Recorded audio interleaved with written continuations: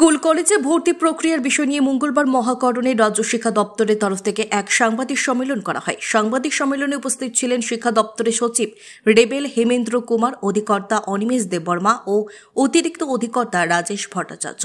এদিন সাংবাদিক সম্মেলন থেকে সচিব এবং অধিকর্তা জানান, এবছর 23 মে থেকে রাজ্যের কলেজগুলোতে অনলাইনের মাধ্যমে ভর্তি প্রক্রিয়া শুরু করেছে রাজ্য উচ্চ শিক্ষা দপ্তর। প্রথম রাউন্ড ভর্তি প্রক্রিয়া চলবে 30 মে পর্যন্ত। ছাত্রছাত্রীদের ভর্তি প্রক্রিয়া সুবিধার জন্য একটি পোর্টাল খোলা হয়েছে। এই পোর্টালে ছাত্রছাত্রীদের জানার সমস্ত বিষয় উন্মুক্ত রয়েছে। প্রথম রাউন্ডের লিস্ট প্রকাশিত হবে 11 জুন। এরপর শুরু হবে দ্বিতীয় রাউন্ড।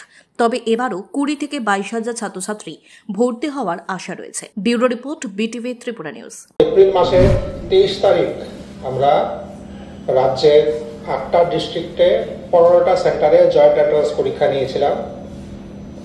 টোটাল ক্যান্ডিডেট পরীক্ষার জন্য যারা রেজিস্টার করেছিল সেই সংখ্যাটা হলো 5296। আউট অফ দ্যাম মেল ছিল 2511 অ্যান্ড ফিমেল ছিল 2785।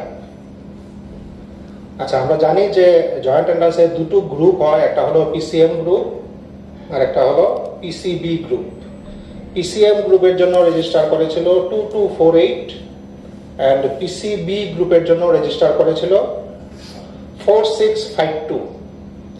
এই হলো ক্যান্ডিডেট রেজিস্ট্রেশনের ডিটেইলস। এবার এপিআর কতজন করেছে? Out of 2248 in PCM group APR করেছে 1989।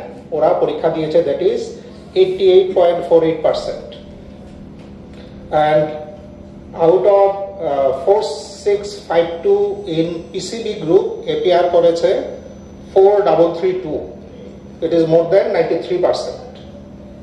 তো আজকে আমরা এই 23 তারিখের পরীক্ষা, আজকে আমরা রেজাল্ট আউট করছি। বিকাল 4টার সময় রেজাল্ট বেরিয়ে যাবে। আমাদের ওয়েবসাইটে রেজাল্ট দেওয়া থাকবে অ্যান্ড ক্যান্ডিডেটরাও নিজেদের ইউজার নেম পাসওয়ার্ড দিয়ে লগ ইন করে নিজেদের ওএমআর শিট এবং কোন সাবজেক্টে কত পেল ডিটেইলসটা দেখতে পাবে। এখানে বলে রাখা ভালো যে এবার কিন্তু প্রথমবারের মতো আমরা রাজ্যের 8টা ডিস্ট্রিক্টকেই কভার করেছি। আগে সংখ্যাটা কম ছিল, এবার আমরা দুটো ডিস্ট্রিক্ট বাড়িয়েছি। আমরা খোয়াইয়ে পরীক্ষা নিয়েছি, এবার বিশালগড়ও পরীক্ষা নিয়েছি। তো আজকে বিকাল 4টার পর থেকে রেজাল্ট হয়ে গেল, পাবলিশ হয়ে গেল। তো আমরা দুটো গ্রুপেরই যারা ফার্স্ট, সেকেন্ড, থার্ড এই 3টা প্লেস দখল করেছে আমরা তাদের নামটা প্রকাশ করছি।